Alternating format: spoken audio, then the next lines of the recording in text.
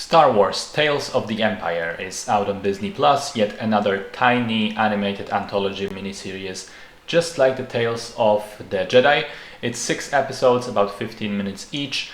3 are about one character, 3 about another. In this case, episodes 1, 2, and 3 are about Morgan Elsbeth, the Night Sister witch who was introduced in Mandalorian Season 2, and then was the main antagonist of Ahsoka. The new episodes are a prequel of sorts that explain her backstory over the years, leading into the moment that we meet her in Mando.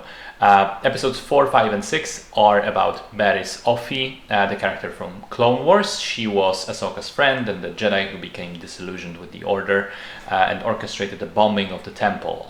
Ended up being imprisoned, and we kind of never really found out what happened afterwards. So now we do.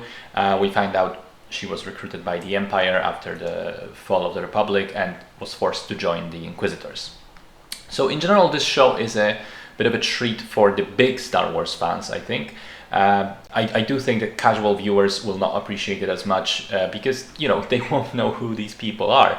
But for fans, it's quite alright. I think the Morgan Elsbeth episodes are a bit weaker, a bit less interesting, because she really wasn't that fascinating of a character before in the first place, and these prequel episodes don't really do anything to improve that, don't make her any more fascinating. I cared very little about her beforehand, and I care very little about her afterwards. However, the Barriss episodes are a little better because not only is she a more interesting character, I think her arc is developed in a sort of fascinating way. She was someone who grew tired of the Jedi, but now we see her gradually, or maybe not gradually, but pretty quickly, get equally disillusioned with the Inquisitors. So she becomes this morally grey character who's trying to find her own ethics outside of the established Jedi and Sith systems. The animation quality is good, pretty much exactly the same stuff that the Clone Wars and the Bad Batch has gotten us used to. Voice acting is okay, nothing to complain about.